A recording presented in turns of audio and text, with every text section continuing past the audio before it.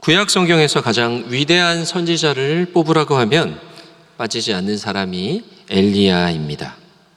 예수님께서 변화산에서 영광스러운 모습으로 변화되셨을 때에 대화하셨던 그 대상이 모세와 엘리야였습니다. 구약을 대표하는 선지자 중에 한 사람이라고 할 수 있죠.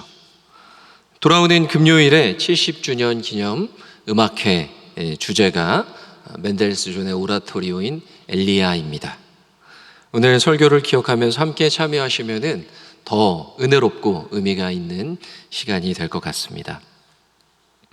엘리야가 활동하던 시기는요, 북이스라엘이 가장 영적으로 어둡고 타락했던 그러한 시대였습니다. 아합과 이세벨이라는 우상 숭배를 가장 열심히 했던 왕과 왕후가 통치하던 시기죠. 열왕기상 17장에서 엘리야는 갑자기 등장해서 북이스라엘에 3년 6개월의 가뭄을 예언합니다. 비도 이슬도 내리지 않는 심각한 가뭄이 3년 6개월 동안 지속된다면 그야말로 온 나라가 황폐화되는 것이죠. 이 가뭄은 하나님 앞에 악한 왕이었던 아합과 그의 악한 아내 이세벨 그리고 우상 숭배에 빠진 이스라엘에 대한 하나님의 징벌이었습니다.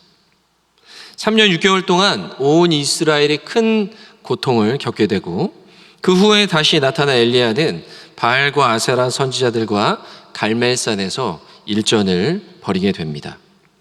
바알과 하나님 중에 누가 진짜 신인지를 드러내기 위한 대결이었죠. 재물을 두고 하늘에서 그 재물을 태우는 불을 내리는 신이 진짜 신이다라고 선포했습니다. 이 갈멜산의 대결은 하나님 대 바알의 대결, 그리고 하나님의 선지자 엘리야 한 사람 대 바알 선지자 450명의 대결이었습니다. 이 대결은 당연하지만 압도적으로 하나님과 엘리야의 승리로 끝나게 되지요. 바알 선지자들이 아무리 기도하고 또 자신의 몸을 해하면서까지 바알에게 기도를 해도 불이 내려오지 않았지만 엘리야가 기도했을 때 하늘에서 불이 내려와서 재물을 태웠고 모든 백성들이 함께 여호와 그는 하나님이시다 라고 외치게 됩니다. 그 후 큰 비가 다시 이스라엘 땅 가운데 임했고 엘리야는 바알 선지자 450명을 죽이게 됩니다. 지금도 이스라엘 갈멜산에 가면은요, 엘리야의 동상이 있는데 그 엘리야가 들고 있는 칼이 구부러져 있습니다. 왜냐하면 그 칼로 너무 많은 사람을 죽였기 때문이죠. 분명히 엘리야는 크게 승리했습니다. 그리고 하나님이 참 신이심을 이스라엘 가운데 선포하게 되었고 그 광경을 아합 왕과 수많은 백성들이 지켜보았습니다.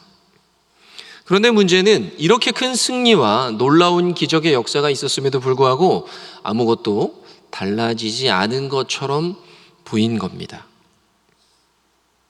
이 아합이 이 사건을 보고 나서 자기 아내인 이세벨에게 이 일을 고합니다. 그러자 그 이야기를 들은 이세벨은 엘리야를 죽이겠다고 선포합니다. 오늘 우리가 읽은 말씀 2절에 보니까 이세벨이 사신을 엘리야에게 보내어 이르되 내가 내일 이맘때에는 반드시 내 생명을 저 사람들 중 한 사람의 생명과 같게 하리라. 이세벨이 엘리야에게 사신을 보냈어요. 그리고 내일까지 죽이겠다고 이야기합니다. 왜 바로 쳐들어가서 죽이지 않고 내일이라는 기한을 주었을까요? 아마 그 시간 안에 엘리야가 멀리 떠나기를 바랬던 것인지도 모릅니다. 엘리야의 놀라운 승리, 그러나 이 놀라운 승리가 아무런 효과를 보이지 않는 것과 같은 충격적인 상황에 처하게 된 것이죠. 오히려 권력자는 자기의 선지자들을 죽인 엘리야에게 복수를 선언하고 엘리야는 다시 쫓기는 신세가 되었습니다. 참 이러한 모습을 통해 우리가 다시 한번 볼 수 있는 것은요, 이 기적을 보고도 사람이 잘 바뀌지 않는다는 거예요. 사실 이 놀라운 기적을 아합 왕이 목도했습니다. 눈앞에서 그러한 일들이 일어나는 것을 보고도 바알이 아니라 하나님, 여호와 하나님이 참 신이시라는 것을 분명히 기적을 통해 경험하고도 그의 마음이 완고해서 변하지 않죠. 여러분, 사실 성경을 통해 보면은요, 이스라엘 백성들도 이런 일들을 많이 경험했습니다. 홍해 바다가 갈라지고 그 바다 사이로 마른 땅이 생겨서 엄청난 수의 이스라엘 백성들이 마른 땅을 밟고 그것을 건너게 되는 놀라운 기적을 경험하고도요, 며칠이 지나지 않아 그들은 하나님을 의심하고 불평하고 원망하곤 합니다. 사람이 기적으로 바뀌지 않는 것 같습니다. 사람이 진짜 낙심하게 되는 것은요, 사실 모든 것이 아예 안 되는 상황보다는 거의 다 된 줄 알았는데, 거의 다 이루어진 줄 알았는데 그것이 실패로 돌아갈 때 낙담하게 되는 것 같아요. 엘리야가 그러한 상황인 것 같습니다. 그런 놀라운 기적과 하나님의 놀라운 역사를 통해 무언가 역사가 일어나고 아합과 이세벨이 회개하거나 무언가 큰 일이 그 땅 가운데 일어날 것을 기대했겠지만 아무 일도 일어나지 않는 것처럼 보였습니다. 엘리야는 이 형편을 보고 일어나서 자기의 생명을 위해 도망갑니다. 북이스라엘에서 활동하던 엘리야가요, 남유다의 가장 남쪽에 있는 브엘세바까지 도망가게 되죠. 그렇게 당당하고 그렇게 담대하고 용감한 선지자가 자신의 생명을 위해 도망가는 모습을 보이게 되는 것입니다. 브엘세바에 이르러서 자기 사환을 그곳에 머무르게 하고 자신은 광야로 하룻길을 더 갔습니다. 그리고 로뎀나무 아래에서 죽기를 구합니다. 여호와여, 넉넉하오니 지금 내 생명을 거두시옵소서. 나는 내 조상들보다 낫지 못하니이다. 너무나 짧은 시간에 마음의 상태가 완전히 바뀌었습니다. 이 사람이 지금 같은 사람이 맞나 싶을 정도로 낙담하고 있죠. 그 용맹하고 담대했던 선지자가 마치 모든 것을 다 포기한 사람처럼 하나님께 말씀하고 있습니다. 이 사절은요, 엘리야가 하고 있는 깊은 탄식의 고백입니다. 여러분, 엘리야는요, 하나님에 대해서 특별한 열심을 가지고 있었어요. 개역 한글 버전 성경에서는 제가 하나님을 향해 열심히 특심이었습니다, 이렇게 표현하고 있습니다. 그 말이 개역 개정이 되면서 열심히 유별합니다 이렇게 바뀌었는데, 저는 열심히 특심입니다 이 말이 더 입에 딱딱 붙는 것 같아요. 뭔가 좀 확실한 표현을 하는 것 같습니다. 하나님에 대해 그렇게 열심을 가지고, 특별한 열심을 가지고 열심히 사역을 했어요. 이 이스라엘이, 우상 숭배에 빠진 이스라엘이 하나님께 돌아오기를 원하는 간절한 마음과 열정을 가지고 열심히 사역을 했고, 그 결과로 놀라운 기적과 승리를 맛보았습니다. 그런데 아무 일도, 아무런 변화도 일어나지 않은 것이죠. 제가 조상들보다 낫지 못합니다라는 말은요, 스스로를 비하하고 자조하는 말이죠. 그 조상들, 이스라엘의 많은 조상들이, 하나님을 위해 일하고 사역했던 많은 선지자들이 그 이스라엘을 우상 숭배에서 벗어나 하나님께로 돌이키는 일들을 온전히 감당하지 못한 선지자들이 많았는데, 그러한 이스라엘의 신앙적 실패, 그 조상들의 신앙적 실패에서 한 걸음도 나아가지 못했다는 의미죠. 자신은 하나님에 대한 열심을 가지고 열심히 사역을 하면 무언가가 바뀌고 변화될 줄 알았는데 아무런 일도 일어나지 않았다는 상황에 대한 실패감과 낙심 섞인 탄식이었습니다. 자신은 실패자라는 것이죠. 어찌 보면 이 인생은요, 모든 인생이 한 번쯤은 하게 되는 그러한 탄식이 아닌가 싶습니다. 인간이 스스로의 노력과 열심으로 더 이상 아무것도 할 수 없게 되었을 때 나오는 그러한 절망과 탄식이지요. 여러분, 때로 우리도 이런 탄식을 할 때가 있습니다. 우리의 열심과 노력으로 최선을 다해서 무언가 될 것 같았는데 그 일이 결정적인 순간에 뒤틀릴 때에 우리는 낙심하게 되죠. 저도 사역자로서 열심히 사역을 하고 영혼들을 돌보고 특별히 수련회나 그러한 특별한 행사들에 마음과 정성을 쏟아서 또 제자훈련 같은 걸 할 때 열심히 힘을 다해서 사역을 했는데, 그러한 사람, 그렇게 정성을 기울인 사람들이 공동체가 어느 순간 전혀 바뀌지 않았구나, 이런 거를 느껴본 적이 있습니다. 수련회 때는 너무 뜨겁게 기도했는데요, 끝나고 나니까 아무것도 바뀌지 않은 것처럼 보이는 거예요.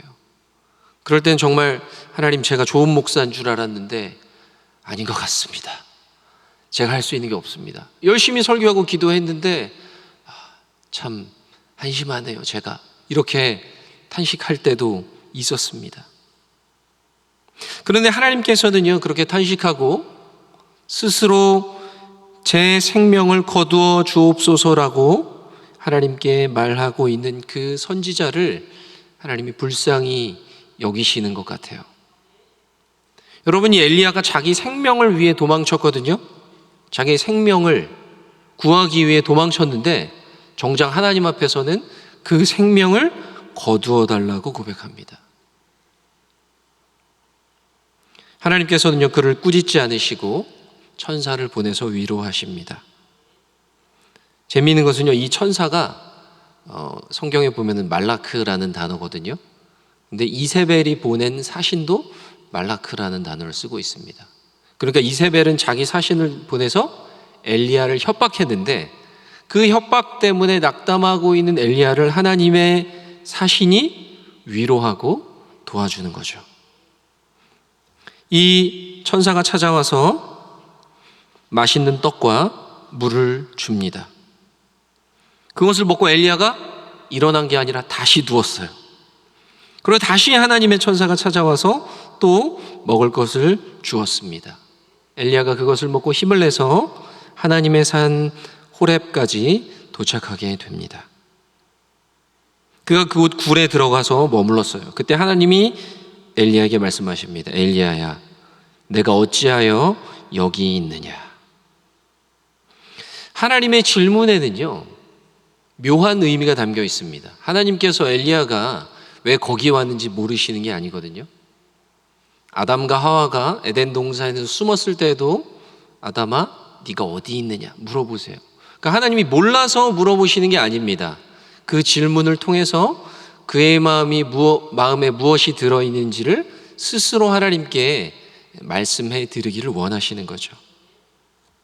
엘리야는 자신이 처한 이 심각한 상황을 하나님께 말씀드립니다. 만군의 하나님 여호와께 열심히 유별했습니다. 제가 이스라엘 자손이 하나님의 언약을 버리고 제단을 헐며 칼로 주의 선지자들을 죽였습니다. 그리고 오직 저만 남았습니다. 그런데 저의 생명마저도 그들이 빼앗으려고 합니다. 여러분, 여기에는 어떤 내용이 담겨 있습니까? 하나님을 열심히 섬기는 선지자가 지금 저밖에 없는데 저까지 죽이려고 합니다. 제가 죽으면 이제 끝입니다. 이런 상황이, 그가 이런 마음을 하나님 앞에 품고 있다는 것이 드러나죠. 자신이 혼자 남아있다는 고립감, 그리고 죽음에 대한 두려움, 자신마저 죽으면 이스라엘에 더 이상 하나님의 선지자가 없다는 위기감. 그런데 이 상황 속에서 하나님이 기적은 보여주셨지만 여전히 아합과 이세벨의 세력이 힘을 가지고 있고 변하지 않고 그들이 자신마저 죽이려고 한다는 이 상황에서 어떤 면에서는요, 하나님 왜 그들을 내버려 두십니까? 하나님이 여기서 한 걸음만 더 일해 주시지 않습니까? 라는 마음도 엿보입니다. 그런데 이러한 엘리야의 말에 하나님께서 너는 나가서 여호와 앞에서 산에 서라, 이렇게 말씀하시죠. 엘리야가 그 앞에 섰는데요, 여호와 앞에 크고 강한 바람이 산을 가르고 바위를 부수었습니다. 여러분, 바람이 산을 가르고 바위를 부수었다면 얼마나 강력한 바람일까요?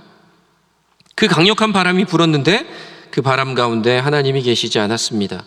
바람 후에 지진이 있었고 불이 있었는데 그 지진과 불 가운데에도 하나님이 계시지 않았습니다. 그리고 나서 불 후에 세미한 소리가 있었다. 성경은 이렇게 말씀하고 있습니다. 여러분, 사실 이 바람이나 지진이나 불, 이러한 현상들은요, 하나님이 직접 나타나시고 그분이 자신을 사람들 가운데 현현하실 때 자주 드러나는 현상들이었습니다. 그러나 이번에는 그렇지 않았어요. 마치 하나님이 안 계신 것과 같은 조용한 침묵 속에서 하나님은 세미한 소리로 엘리야에게 말씀하셨습니다. 이 세미한 소리라는 게 뭘까요? 침묵이라고 하기에는 어떠한 가느다란 소리가 들리고 있고, 또 무언가 들린다고 보기에는 그것이 너무나 작아서 귀를 기울여야만 들을 수 있는 작고 조용하고 섬세한 소리를 말하는 것이죠. 하나님은요, 강력한 바람이나 지진이나 불로 자신을 드러내실 때도 있었습니다. 시내산 앞에 선 이스라엘은요, 하나님의 그 큰 음성, 우레와 같은 음성을 직접 듣고 나서 너무 두려워서 모세에게 이야기했습니다. 제발 우리에게 직접 말씀하지 마시고 모세 당신을 통해 말씀해 주시면 좋겠습니다. 우리가 너무 무섭습니다. 하나님은 때로는 그런 큰 음성으로 바람이나 지진이나 불과 같은 모습으로 자신을 드러내기도 하셨습니다. 그런데 여기서는요, 세미한 음성으로 자신의 말씀을 들려주시는 것이죠. 여러분, 엘리야는요, 갈멜산에서 일어난 기적적이고 엄청난 사건을 통해 뭔가 큰 일이 일어날 것이라고 기대했을 것입니다. 그러나 그가 보기에 아무것도 바뀌지 않았어요. 그리고 낙담해서 하나님을 찾았습니다. 하나님이 일하고 계시지 않는 것 같은 그러한 느낌이 들었을 거예요. 그러나 오늘 말씀을 보면요, 하나님은 분명히 조용히 계속해서 일하고 계셨습니다. 우리가 하나님에 대해 오해하기 쉬운 것은요, 하나님이 우리가 원하는 방식으로, 우리가 원하는 모습으로 일하실 것이라고 생각하는 겁니다. 뭔가 엄청난 일들을 보여주시고 큰 기적의 역사를 통해 놀라운 변화들을 불러 일으키실 거라고 기대하는 거죠. 그러나 때로 하나님은요, 그분의 방법으로 일하십니다. 우리가 이해할 수 없고 우리의 눈에 안 보이고 우리가 느끼지 못한다 할지라도 하나님은 계속해서 일하고 계신 것이죠. 폭풍과 지진과 불처럼 엄청난 방법으로 일하기도 하시지만 때로는 세미한 소리와 같은 그러한 표현으로도 자신의 뜻을 보여주시고 일하시는 것입니다. 하나님이 하시는 그 일을 우리가 어떻게 다 알겠어요? 하나님이 지금 이 시점에서 무슨 일을 어떻게 하고 계신지를 우리가 어떻게 다 이해하겠습니까? 아마 하나님이 다 자세하게 설명해 주셔도 사람은 다 이해할 수 없을 겁니다. 여러분, 제가 어떤 기사를 보다가 하나님과 사람의 차이에 대해 다시 한번 생각해 보게 되었어요. 그 기사는 침팬지와 사람의 차이에 대해 다루고 있었습니다. 인간과 유전자가 가장 비슷한 동물이 침팬지인데, 그 침팬지가 동물 중에서 지능이 가장 뛰어나다고 합니다. 그런데 사람이 이러한 사람이 지은 건물을 침팬지한테 보여주면서 이건 나무고 이건 바닥이고 이건 기둥이고 이건 의자고 이렇게 친절하게 침팬지에게 잘 설명을 해주면은요, 침팬지가 그거를 어느 정도 이해할 수 있다고 합니다. 아, 그렇구나. 그런데 사람이 침팬지에게 사실 이 건물은 그냥 생긴 게 아니라 사람이 만든 거야. 땅을 파서 바닥을 단단하게 다지고 그 위에 기둥을 세워서 건물을 사람이 만들었다는 것을 아무리 친절하고 상냥하게 잘 설명해줘도 그건 이해할 수 없다고 하더라고요.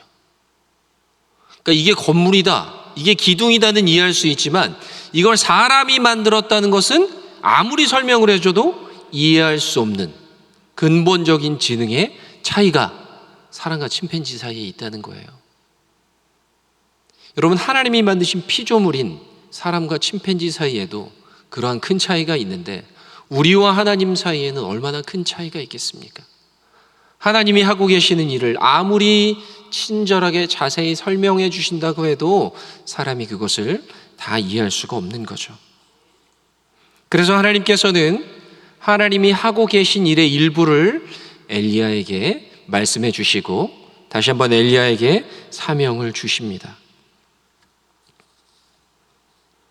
너는 가서 하사엘에게 기름을 부어 아람 왕이 되게 하고 예후에게 기름 부어 이스라엘의 왕이 되게 하고 엘리사에게 기름을 부어 너를 대신하여 선지자가 되게 하라. 하나님이 하고 계신 일의 일부를 보여주시면서 그 가운데 엘리야가 감당해야 할 일들을 가르쳐 주시는 거죠. 하사엘의 칼을 피하는 자를 예후가 죽일 것이요 예후의 칼을 피하는 자를 엘리사가 죽이리라. 지금 이 이스라엘을 아합과 이세벨이 다스리고 그들의 권력이 하늘을 찌를 듯이 강하고 그 나라를 그들이 통치하며 그들이 지배하고 있는 것 같지만 하나님께서는요 그 가운데 하나님의 정의를 이룰 것을 계획하고 계시다는 거예요. 또한 하나님의 선지자가 저밖에 안 남았습니다. 근데 저까지 죽이려고 합니다. 자신밖에 없음을 고백하는 엘리야에게 그러나 내가 이스라엘 가운데 7,000명을 남기리니 다 바알에게 무릎을 꿇지 아니하고 다 바알에게 입맞추지 아니한 자니라. 여러분 엘리야가 혼자인 줄 알았는데 하나님이 예비하시는 7,000명이 있었습니다.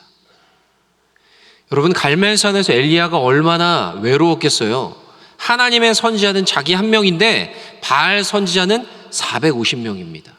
그리고 또 아세라의 선지자 400명이 또 있어요. 그 수많은 선지자들 앞에 나는 하나님의 선지자인 나는 혼자다. 얼마나 외로웠겠어요. 그러나 하나님은 그가 혼자가 아니라는 것을 말씀해 주십니다. 1,000명도 아니고 7,000명을 예비하신다고. 그들은 바알에게 입맞추지 아니한 자라고 말씀하시는 거죠. 여러분 하나님의 이 말씀을 엘리야가 들었을 때 그의 마음이 어떠했을까요? 그는 자기가 하고 있는 상황 파악이 얼마나 잘못된 것이었는지를 깨달았을 겁니다. 하나님은 아무 일도 안 하고 계신 게 아니었어요. 그분은 다 계획하시고 그 일들을 준비하고 진행하고 계셨습니다. 엘리야는 혼자가 아니었습니다. 하나님은 엄청난 수의 사람들을 준비하고 계셨던 거죠.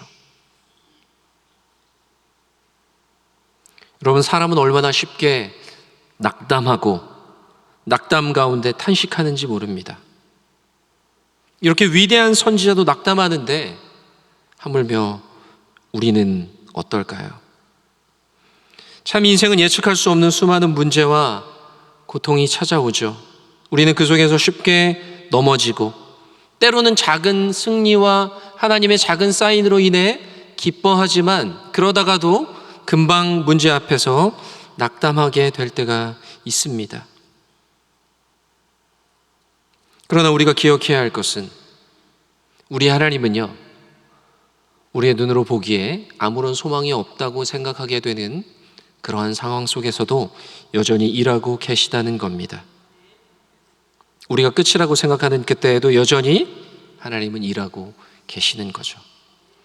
그래서 지난 부흥회에서 권성수 목사님께서 우리의 끝이 하나님의 시작입니다 계속 고백하셨는데 저도 참 그 말씀이 너무나 와닿았습니다. 우리가 끝이다. 이제 나는 끝이다. 이제 내가 할 수 있는 것이 없다 라고 말하는 그때도 하나님은 일하고 계시기 때문에 우리는 비로소 하나님이 하시는 일을 보게 되는 것이죠. 때로는 하나님을 섬기다가 낙심하게 될 때도 있습니다. 우리가 섬기는 그곳에서 우리가 사역하고 우리가 헌신하는 그곳에서 열심히 섬기고 오랫동안 봉사했는데 어느 순간 내가 열심히 섬긴 결과가 이것밖에 안 되는가? 내가 그렇게 열심히 섬기고 그렇게 하나님을 위해 열심히 특심으로 일을 했는데 왜 이런 상황이 되었을까?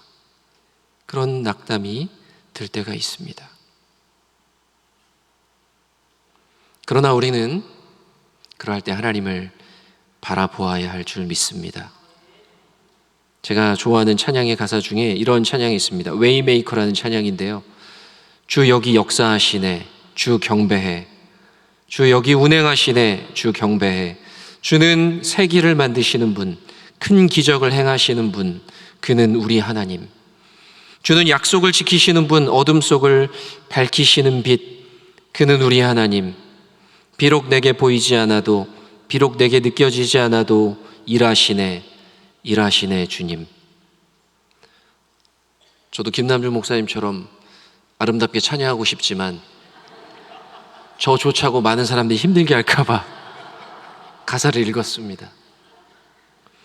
여러분, 하나님이 계속 지금 일하고 계시다는 사실을요, 우리는 기억해야 합니다.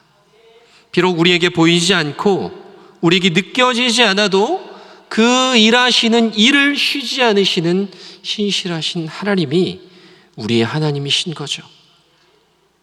때로 그 하나님이 보이지 않고 이 세상이 강해 보일 때, 그 하나님이 느껴지지 않는데 문제가 너무나 커 보일 때 우리는 쉽게 낙심하게 되지만, 그분은 쉬지 않고 일하시는 신실하신 하나님이라는 것을 우리는 기억해야 합니다.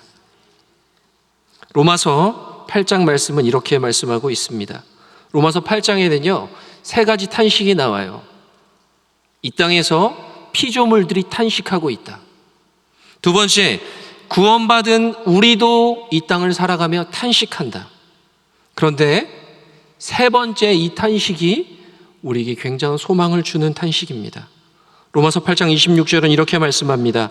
이와 같이 성령도 우리의 연약함을 도우시나니 우리는 마땅히 기도할 바를 알지 못하나 오직 성령이 말할 수 없는 탄식으로 우리를 위하여 친히 간구하시느니라. 아멘. 여러분, 우리는 쉽게 탄식하고 낙담하지만 하나님께서 우리를 지켜보고 계신다는 거예요.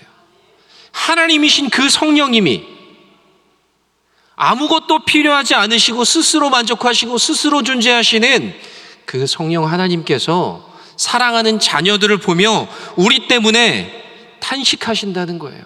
여러분, 이 탄식이라는 것은 고통에 겨운 신음을 의미합니다.